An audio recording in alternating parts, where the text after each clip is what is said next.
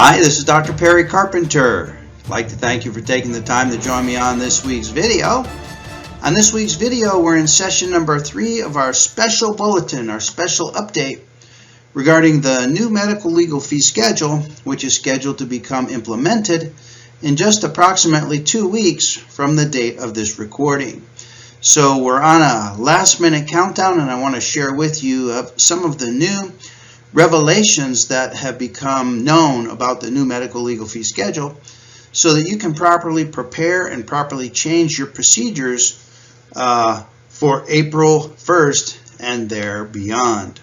So just to review where we've come from so far in this session, in session number 1 we talked about the effective date of the new medical legal fee schedule, which remains even today at April 1st, 2021, and I just heard from the Division of Workers' Compensation just 2 to 3 days ago that April 1st is still the anticipated implementation date of the official medical fee schedule, the new medical legal fee schedule.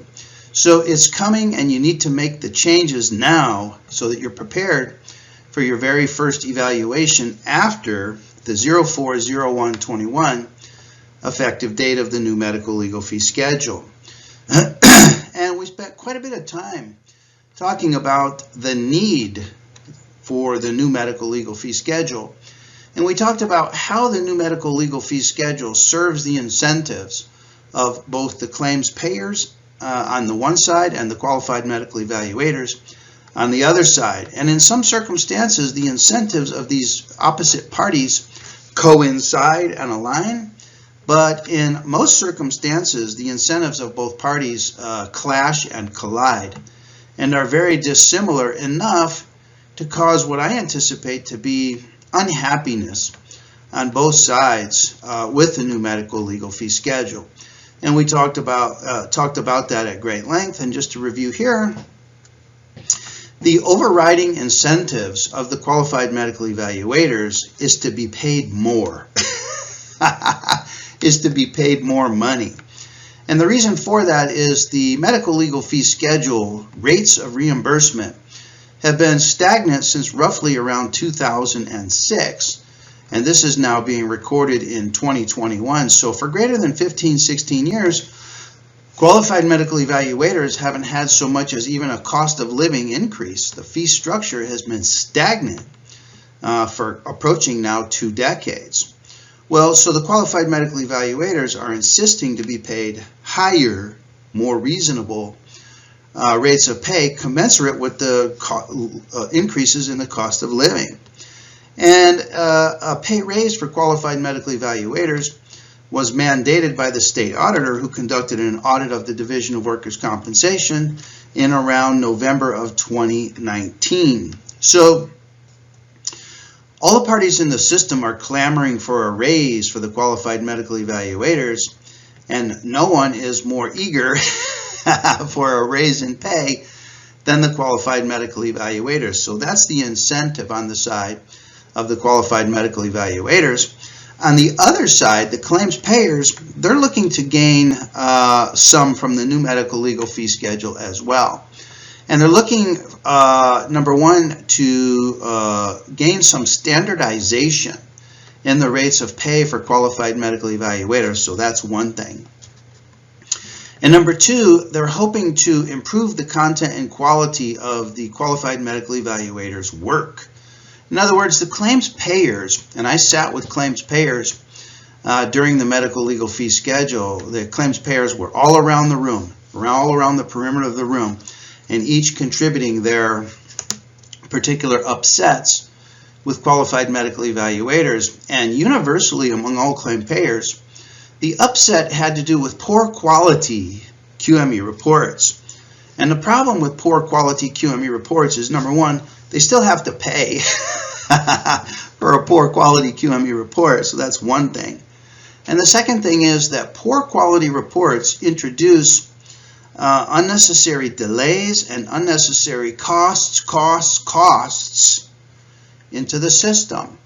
And the claims payers are hoping to gain better quality reports that actually resolve disputed issues the first time through. What a concept.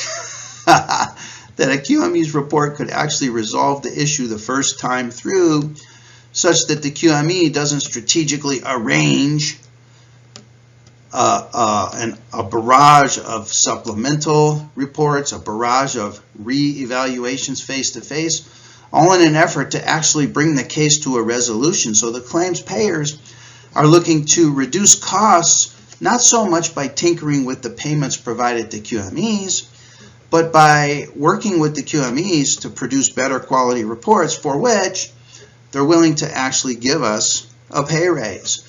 So here we have out on the table in front of us the exposed and expressed incentives of each of the players, the stakeholders in the system.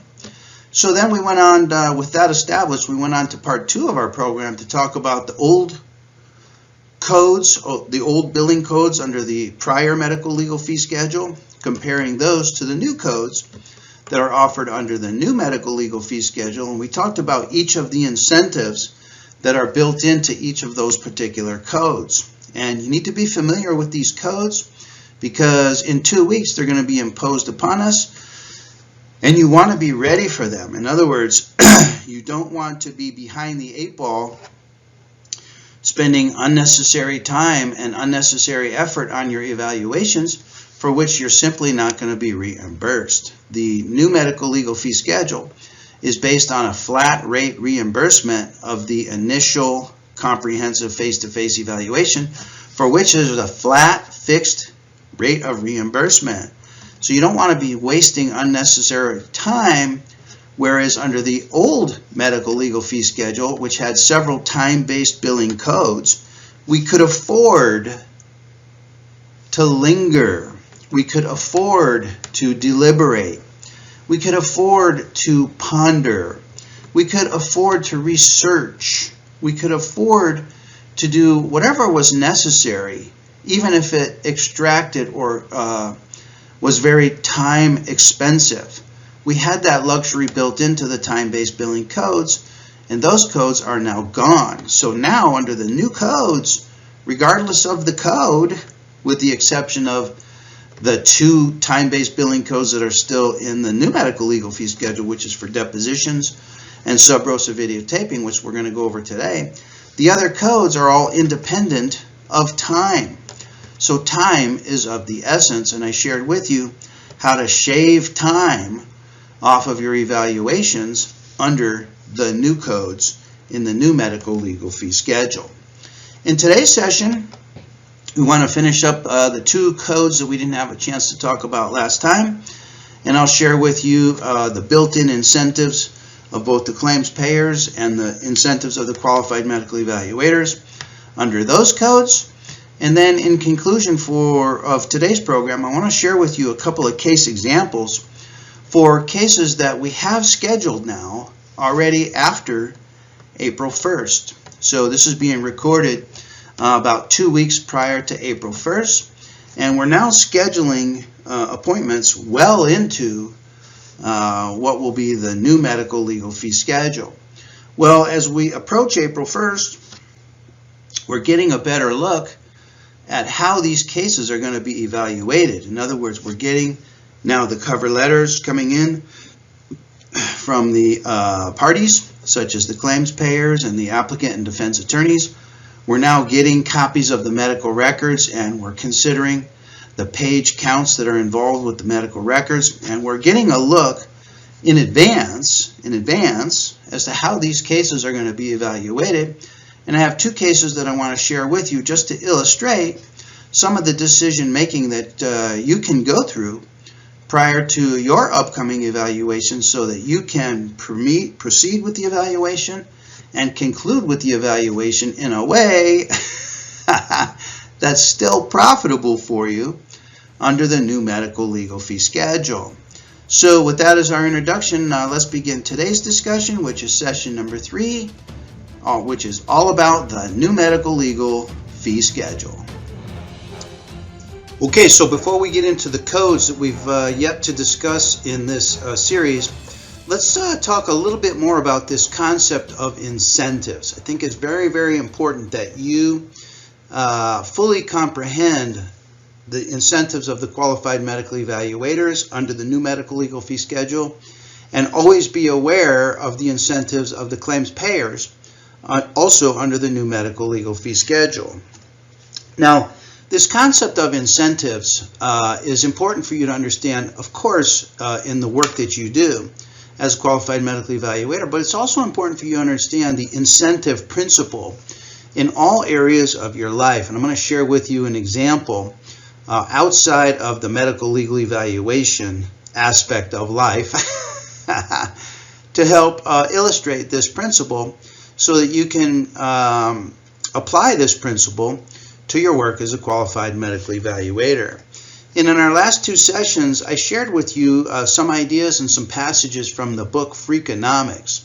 Now, the book Freakonomics, if you've not heard of this book, the word Freakonomics is a takeoff on the word economics. And so this book Freakonomics was written by an economics professor at the University of Chicago, and he explained in this book that understanding the incentive of every interaction, every human interaction, will help explain to you everything about the interaction. Every interaction with a vendor, every interaction with a service provider, every interaction with a neighbor, every interaction with a friend, every interaction with a pet, every interaction with your children and your family members is based upon the varying incentives of the parties involved in the interaction. And this is nowhere better illustrated than under the new medical legal fee schedule. And I'll share more about that with you as we go. Well, again, to repeat from the book Freakonomics, the book Freakonomics tells us that whatever the incentive, and in our case, the incentive, we're talking about the new medical legal fee schedule, which is nothing more than an incentive package, a payment package for us as qualified medical evaluators. Whatever the situation, people will try to gain an advantage by whatever means necessary. So when we look at the incentives of the QMEs and compare those with the payers, the incentives of the payers, the qualified medical evaluators are looking to get paid more for less work or for same work that they've been doing all along. Qualified medical evaluators aren't sitting around and gathering in meetings trying to figure out how to work longer, harder, for less pay.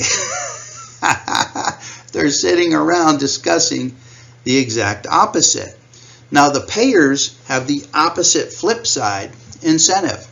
They want to pay less to qualified medical evaluators and get more. QMEs, it's less for more. The payers is more for less. We have opposite incentives. Now, the payers want better quality reports in the hopes that over time it will result in fewer and less expensive payments to qualified medical evaluators for supplemental reports and follow-up face-to-face evaluations. So just keep this incentive in your mind as we go through the remaining codes in the new MLFS here in today's discussion. And then Freakonomics goes on to tell us that for every clever person, for every clever agency, such as the Division of Workers' Compensation, who goes to the trouble of creating an incentive scheme, which is the new medical legal fee schedule, there is an army of people, which is qualified medical evaluators, claims payers, attorneys, defense attorneys. All parties are now working in their mind with the new medical legal fee schedule to spend an even greater amount of time to beat it. In other words, to beat it means to gain an advantage under the new medical legal fee schedule, to have their incentives realized. To have their incentives realized. For qualified medical evaluators is to make more money by doing less, and for the claims payers is to get better quality reports and pay less over time. Now, if this is a new idea for you, this concept of the incentive principle, I want you to realize that the incentive principle is operative in every aspect of your life. And if you're a professional listening to this discussion, certainly the incentive principle is operative in every transaction with you at your workplace and your place of business. And I want to give you an example outside of the QME evaluation and the QME universe to help crystallize and illustrate this principle to you. And it has to do with an interaction I had with a service vendor very recently. So a little background information. I live in Northern California in the El Dorado National Forest, and where I live we don't have city water, we have well water. So I have 3 wells, and all 3 wells feed into a holding tank, and then the holding tank deposits water into a filtration system that then brings water into the house so that we can have clean water, clean purified water at the house. So there's an expensive water filtration system out away from the house, and that requires service on an annual basis from one singular service provider within hundreds of miles of radius of my house. So this service provider has what you might consider to be a monopoly on the market for hundreds of miles, if you can believe that. I couldn't believe that when I learned that, and I was upset to learn that, but it's unfortunately true. So I was scheduled for my annual service, and the service provider showed up mid-morning, about 11:30 a.m. as scheduled, right on schedule. And the first thing that I noticed as he came to the door with a little tiny tray of tools and test chemicals and what have you, is that the tray was tiny. In other words, it had few elements on it, and he was completely clean. He had fresh pair of jeans on. They were unsoiled. His shoes were clean and tidy. He had on a pressed shirt. It was a work shirt, not like this, which is a dress shirt. He had on a work shirt, which was pressed. He was unsweaty. He was clean. And so I started to realize that for this service call, based on the number of items that he had in this small carrying tray, and based upon how he appeared quite fresh, that the service call did not involve much of real work. In other words, it was clear that the service provider, at least on his appointments prior to coming to my place, didn't get dirty doing his service calls. Well, anyway, the service provider went about the process of doing a few tinkering around out at my filtration system, which is 40 yards here from my house and out of view of any of the windows at my house. And eventually, after he did his thing, which took about 35-40 minutes, he came back to the house and he presented me my bill for services rendered. And it included what I expected, which was the annual monthly service fee, was about $180. And then on top of that, there was charges for an additional $120 of parts that apparently he had replaced out at the filtration system away from the house. And when I questioned the service provider about these parts, like, why didn't you come to me and ask me or show me or demonstrate to me the need for these parts, he simply exercised his authority and said, well, in my judgment, you needed these parts, and otherwise you could expect your machine to probably break down, which would result in a more expensive service call in the future. And I later learned that because this service call was in the 4th quarter of the year, it was in November actually, that the company had implemented a 4th quarter incentive that rewarded the service provider with 25% of the gross receipts of all parts sold. And so the service provider had an incentive to provide new parts and to ramp up the cost of his service charge because he received a bonus of 25% for all parts for which he could get reimbursed from me, the customer. So I didn't understand this when he came to my door. Had I known this, had I known that he was incentivized to provide new parts, I would have gone out to the well, to the filtration system with him and participated with him in the service of the unit and have him demonstrate to me the the need for new parts. I don't have a problem getting new parts if it needs new parts, but nobody wants to pay for new parts where new parts are not necessary. So my incentive as a homeowner was to have my water filtration system serviced perfectly, such that the water remained clear for the lowest possible fee.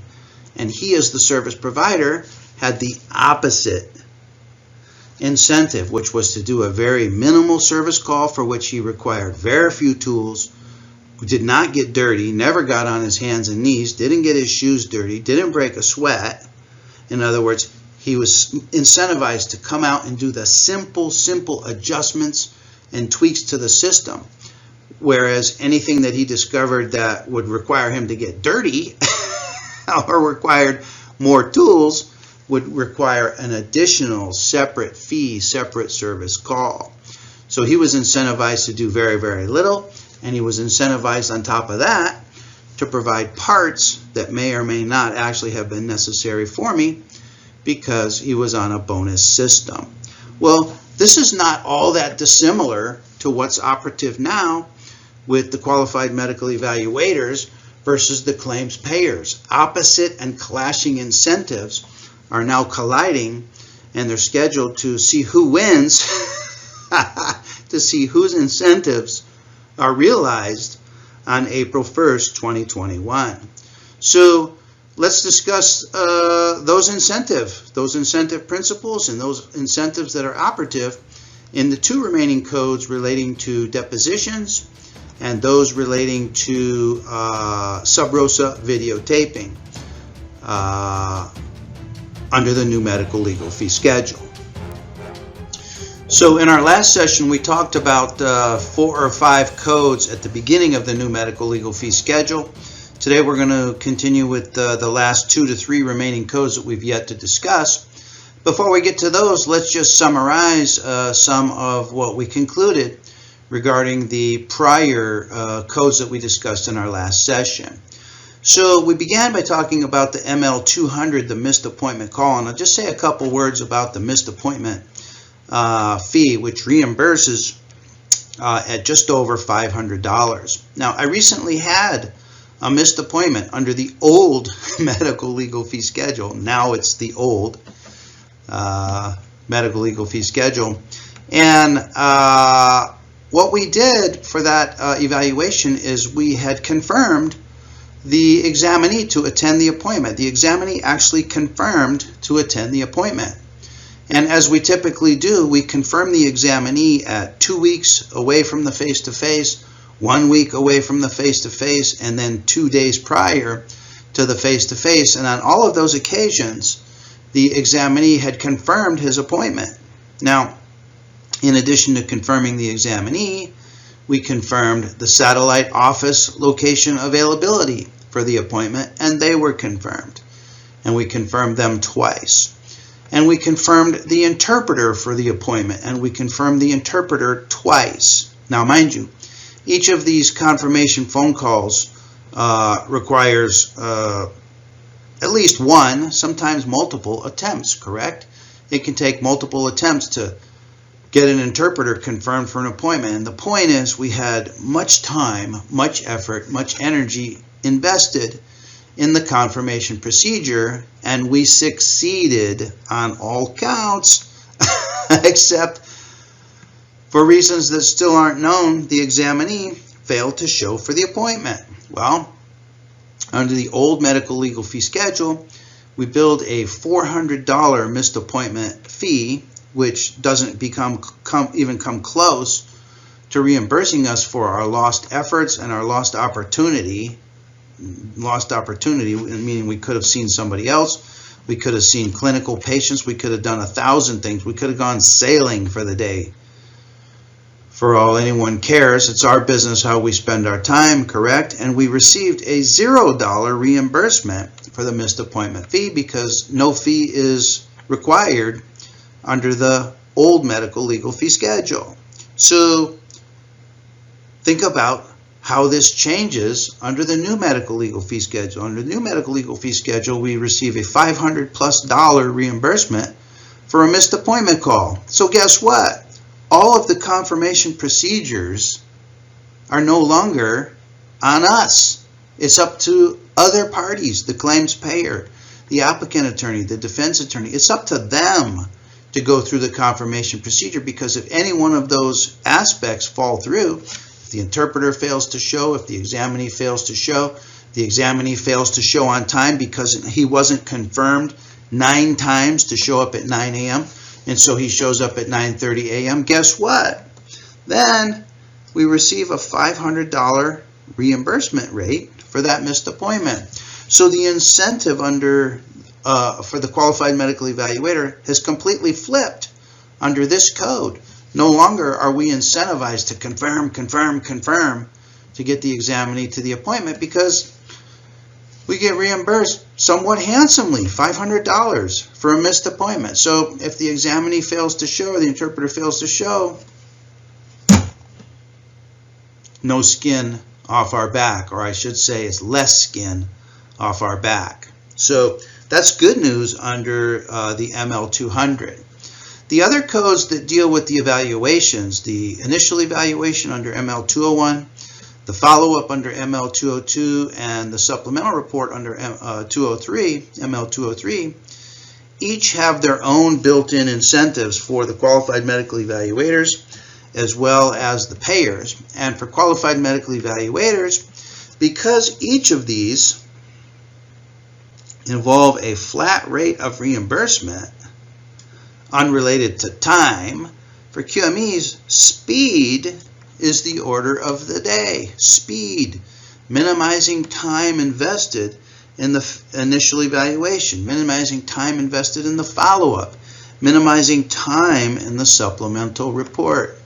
For QMEs, it's all about speed. Now for the payers, their incentive is to get better quality reports, and they're looking to us to provide opinions and conclusions that qualify as substantial medical evidence that can be used to push cases forward, or that can be used to resolve cases. This for them would represent a dramatic improvement over the current dross and drivel and low quality reports that simply introduce delays and unnecessary costs into the system and into each particular claim.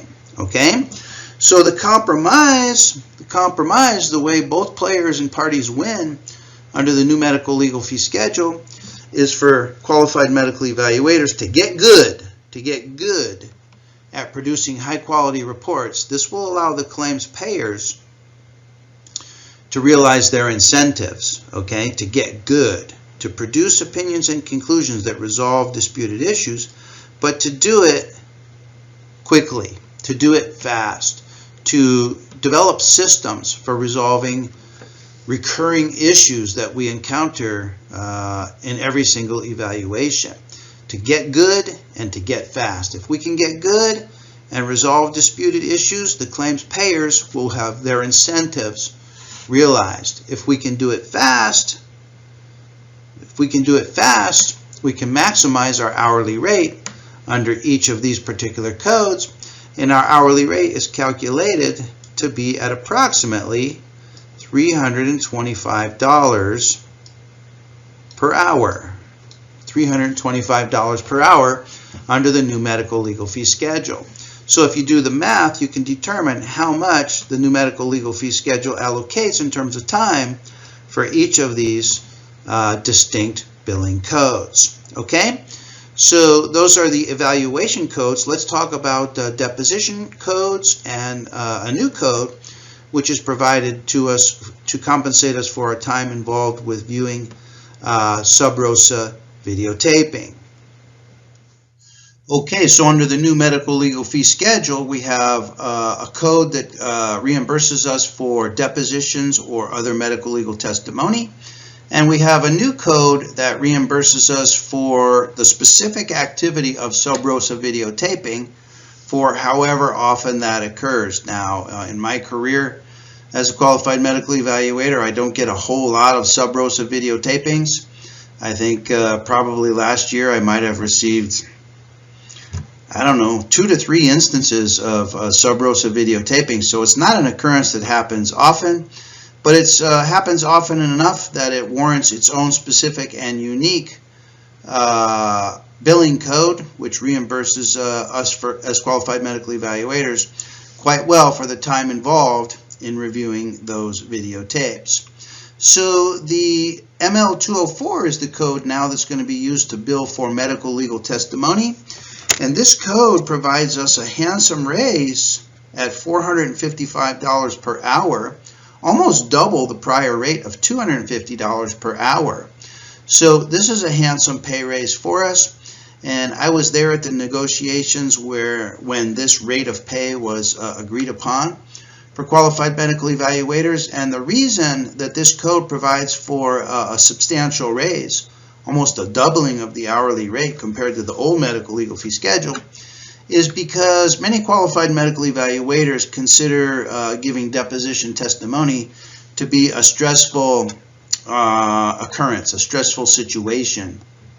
And the payers understand that, and they provide a pay raise for us under what they refer to in the Medical Legal Fee Schedule Committee meetings. They refer to this as hazard pay. So it seems that going to deposition for some doctors represents what they perceive to be a stressful situation, and so this is the hazard pay increase that the payers agree compensates us well enough for such a stressful situation as a deposition. Now this involves a 2-hour minimum, so you as a qualified medical evaluator can expect to be paid $910 for every deposition that you're called to attend. So how does this factor in to the incentives of the QME compared to the incentives of the payers? For QMEs, because the code reimburses for travel time, QMEs are going to be willing to travel to whatever location is convenient for the parties to conduct the deposition.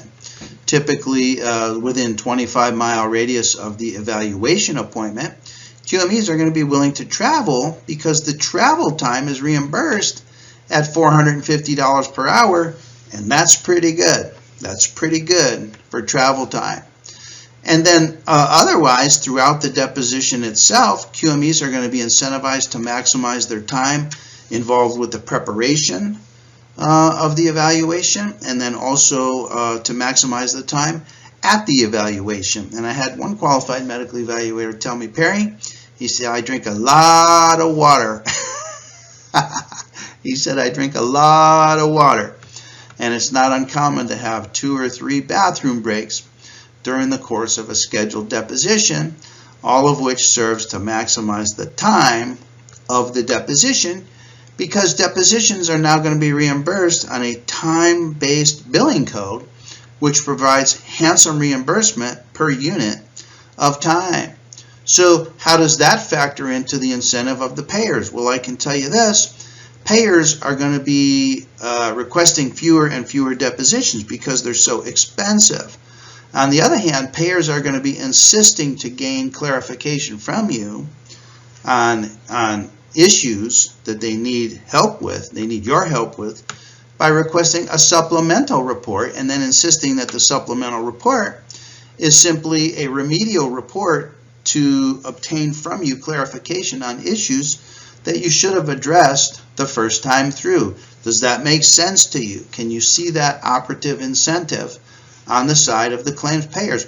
Why would the claims payer want to obligate themselves for $455 per hour for a 2-hour minimum to obtain information from you that they could simply get from you with an unpaid or lowly paid supplemental report?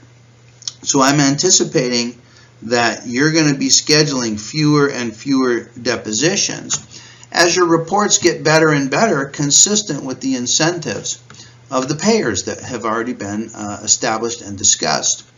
It's the incentive of the payers to get us to write better quality reports, and that does not involve scheduling us with frequent and repeat depositions. Rather, it's going to revolve around the unpaid supplemental report. And then a brand new code for this particular medical legal fee schedule is the ML205. This is the code that reimburses us for the unique and specific activity of reviewing sub rosa videotaping and this reimburses us at the rate of $325 per hour. And this is basically the hourly rate that has been agreed upon by the parties that provides us with an adequate pay raise over the 2006 rate of pay that's been operative under the current medical legal fee schedule.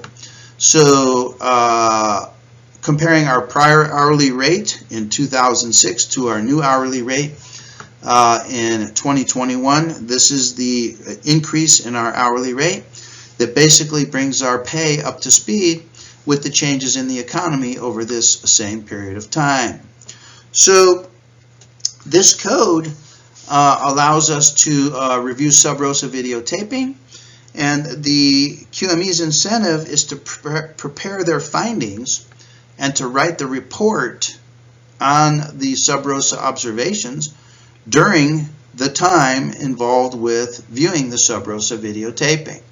So in order to maximize the time, the qualified medical evaluator is expected to be writing his report, pausing the video, writing his report, pausing the video, describing his observations, pausing the video, and completing his report at the same time as he or she is involved with viewing the sub rosa videotaping. Whereas the payers, the incentive on the side of the payers is to keep sub rosa videotaping times brief, or not even use sub rosa videotaping at all. In other words, we all know that sub rosa videotaping is expensive, number one, to obtain. It's now going to become expensive to have analyzed by us as medical evaluators. So I'm anticipating that the number of instances of sub rosa videotaping, because of this increase in cost for the payers, the number of instances that we're going to see as qualified medical evaluators is going to diminish even further over what it was. And as I said, in my personal experience, I don't really get a lot of requests for review of sub rosa videotapes. And then finally, under the new medical legal fee schedule, we have the new code, the MLPRR.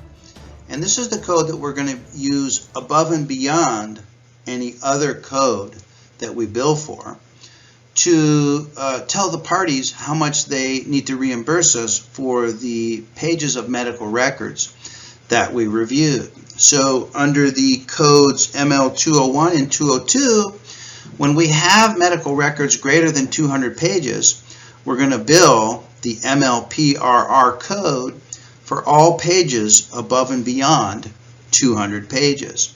So if you have 50 additional pages, you will bill the MLPRR at $150.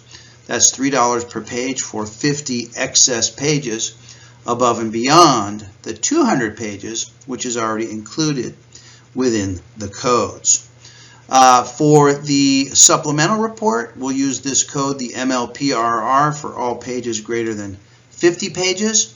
For those times when we're involved with a supplemental report, we won't be using the MLPRR code for pages billed in conjunction with our deposition preparation, because the deposition preparation involves a reimbursement at an hourly rate.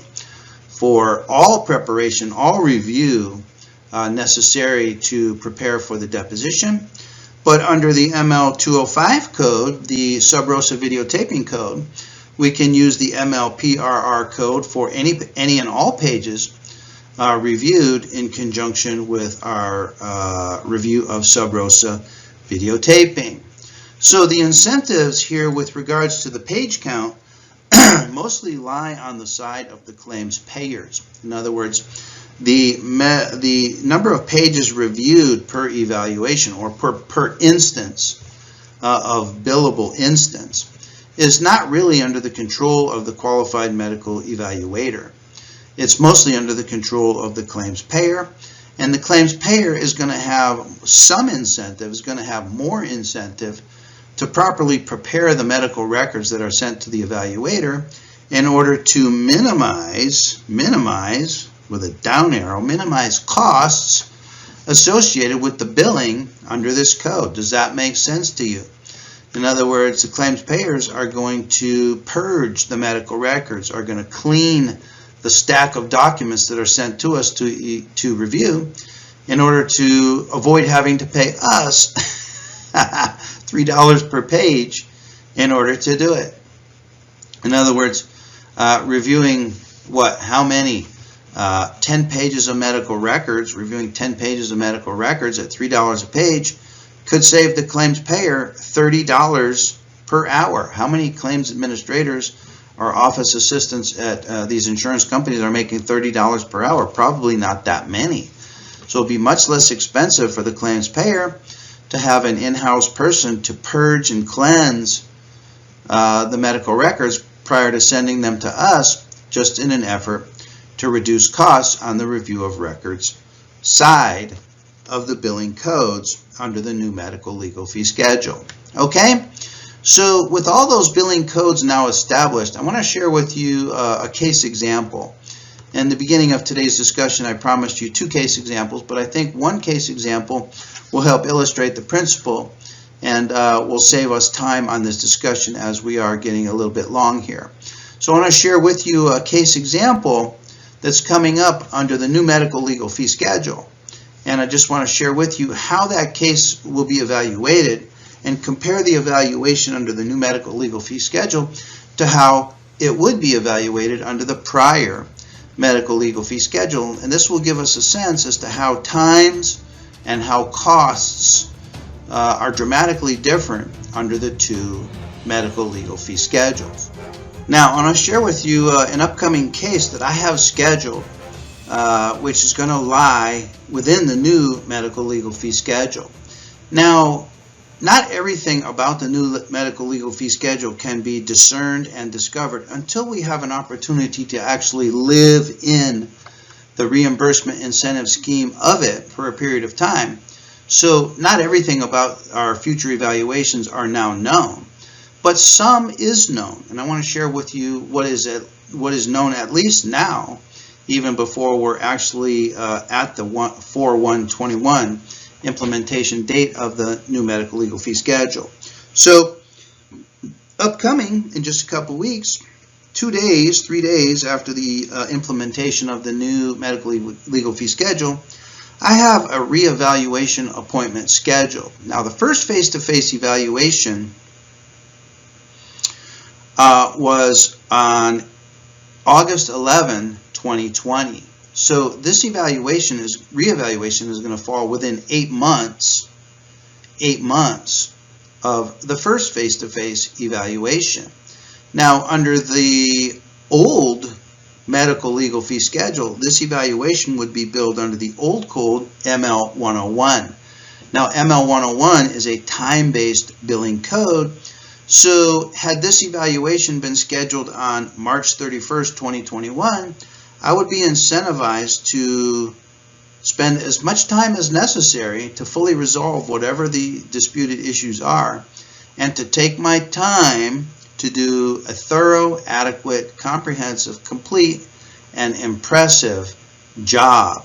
Now, under the new medical legal fee schedule, this is going to be reimbursed at a flat rate fee of $1,316. $1,316 and a flat rate fee schedule. So my incentive now under the new medical legal fee schedule is to not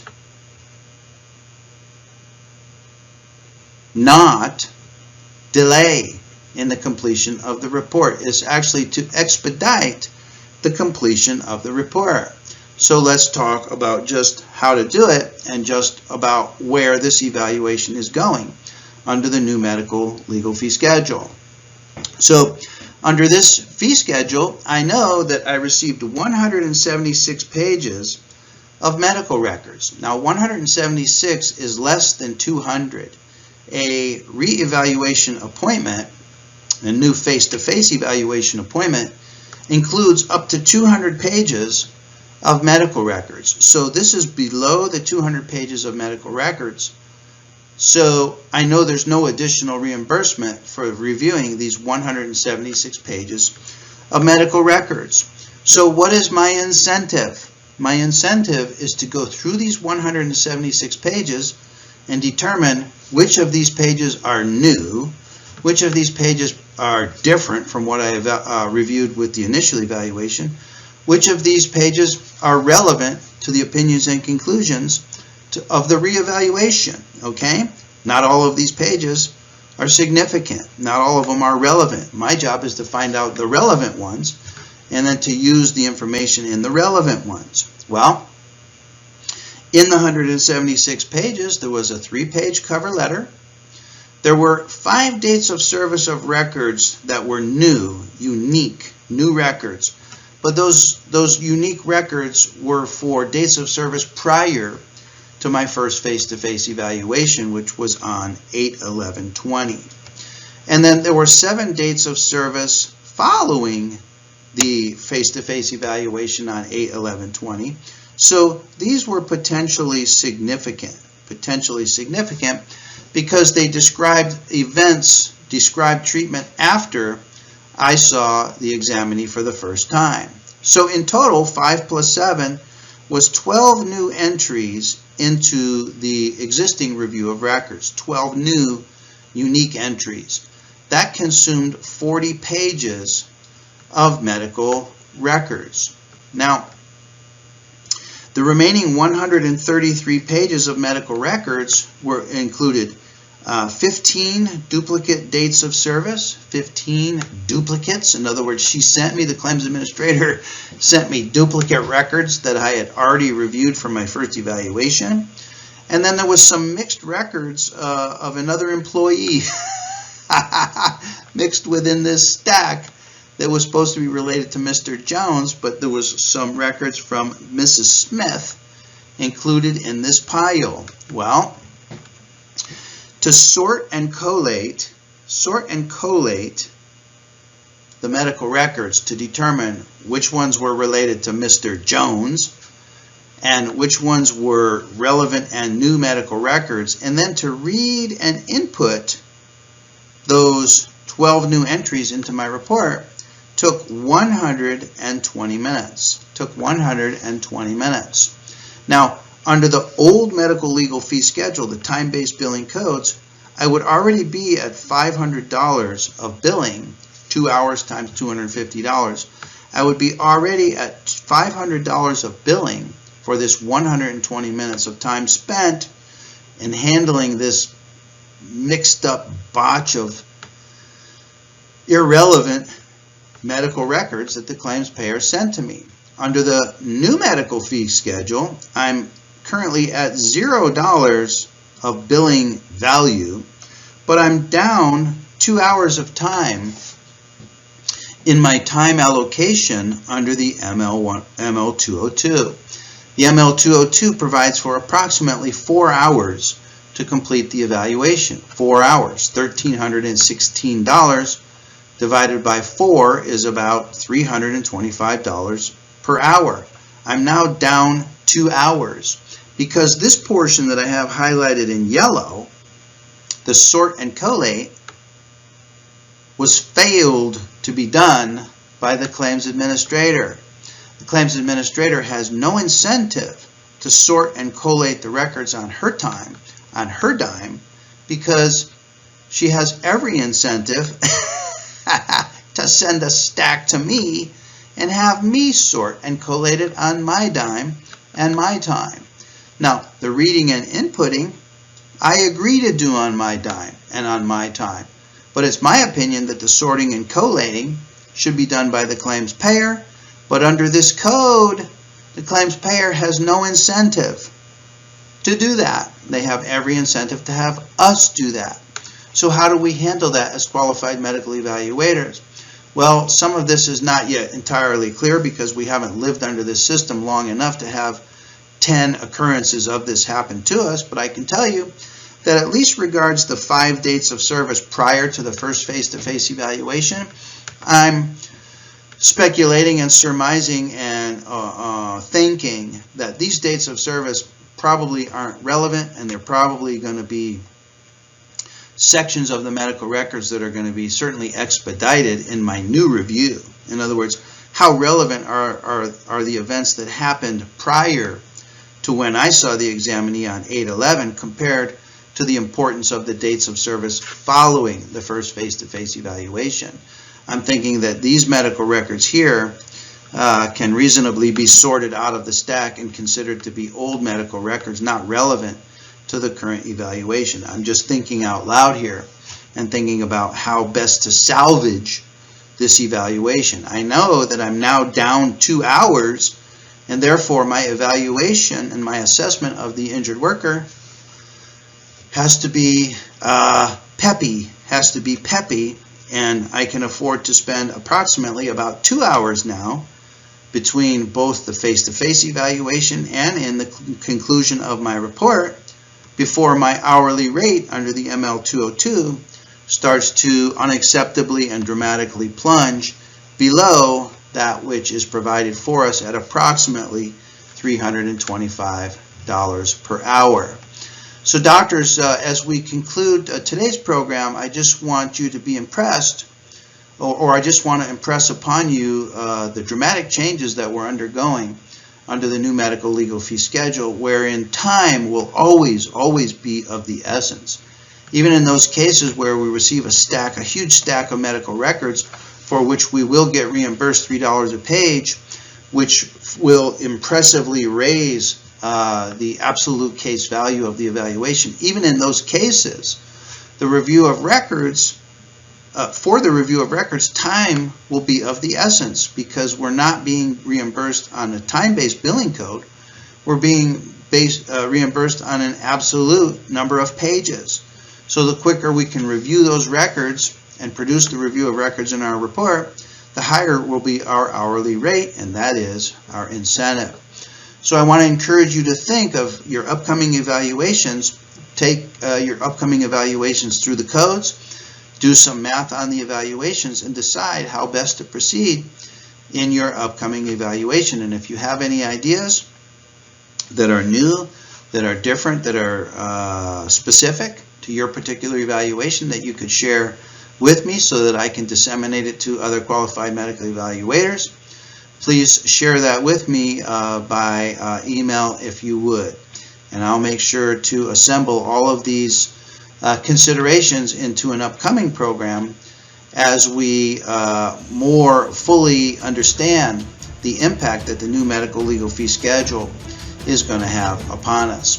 Okay, in our next session, I'm going to conclude this current program on the medical legal fee schedule with some final thoughts and some final specific examples that I'll share with you as we allow another week to go by and allow more cases and more specific scenarios to come in.